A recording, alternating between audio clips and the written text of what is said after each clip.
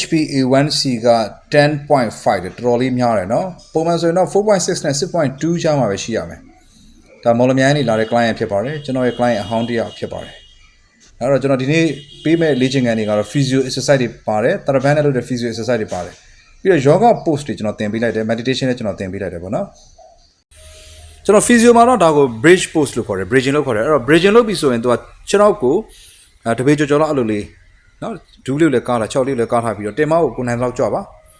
ညစ်လိုက်အောင်အဲ့နဲ့လေးညစ်လိုက်အဲ့မှာနော်ဒီပေါင်နဲ့ဒန်းနဲ့ဖြစ်ရမယ်ဒီမှာရေးကြည့်တာကညိုစီကြီးကနော်ညိုစီကြီး90ဒီဂရီရှိရမယ်ဒါကို yoga မှာဆိုတော့ဒါစီတုဘန္ဒါစနာလို့ခေါ်တယ်နောက်ကျွန်တော် physio မှာဆိုတော့ဒါ bridge pose လို့ခေါ်တယ်သူက solar plexus လို့ခေါ်တဲ့ချက်တိုင်ချက်ကရာကိုသူ activation ပေးတဲ့လေ့ကျင့်ခန်းမျိုးစားဖြစ်တယ်နော်အဲ့တော့သူကဒီမဏိပူရချက်ကရာ solar plexus ချက်ကရာဒီ insulin ထုတ်ပြီးတဲ့ pancreas နဲ့သူကဆက်ဆက်မှုရှိတယ်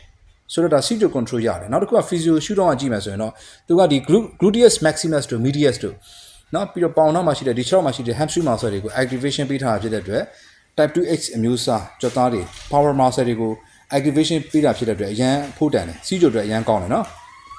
ဒီ CGO yoga အတွက်ဆိုကျွန်တော်နောက်တစ်ခုကြိုက်တာကဒီ cobra pose ကိုလည်းကျွန်တော်ကြိုက်တယ်ပေါ့နော် cobra pose ကိုကြိုက်တဲ့အကြောင်းရင်းက cobra pose ကBhujangasana ပေါ့နော် Bhujangasana ဒီသူကမဏိပူရချက်ကရာခုနချက်တိုင်ချက်ကရာကို activation ပေးတဲ့အရန်ကောင်းတဲ့အာဆန်တစ်ခုဖြစ်ပါတယ်။နော်ခါနာရဲ့ case တွေအတွက်လည်းကောင်းတယ်လို့ CGO yoga ရှိတဲ့လူတွေအတွက်လည်းကောင်းတယ်။ပြီးတော့သူက abdominal ဒီဘက်မှာရှိတဲ့ကြွသားတွေကိုသူကဆွဲဆန့်ထားတဲ့အနေအထားလေးမှာရှိတယ်ပေါ့နော်။အဲ့တော့သူကစက္ကန့်20 3ချိန်တောင်လုပ်ပြီပါနော်။ CGO yoga ရှိတဲ့လူတွေတရားထိုင်တဲ့အခါမှာလက်ညှိုးရယ်လက်တကြွယ်ရယ်လက်မရယ်ဒီလိုလေးထိပြီးတော့ဒီမုဒရာလေးသုံးပြီးတော့တရားထိုင်ကြည့်ပါဒီမုဒရာကိုရူဒရမုဒရာလို့ခေါ်ပါတယ်သူက solar plexus ကို activation ပေးတဲ့မုဒရာလေးတစ်ခုဖြစ်ပါတယ်เนาะအဲ့တော့ဒီ CGO control ရစေပါတယ်သူက insulin hormone ပေါ်မှာလွှမ်းမိုးမှုရှိပါတယ်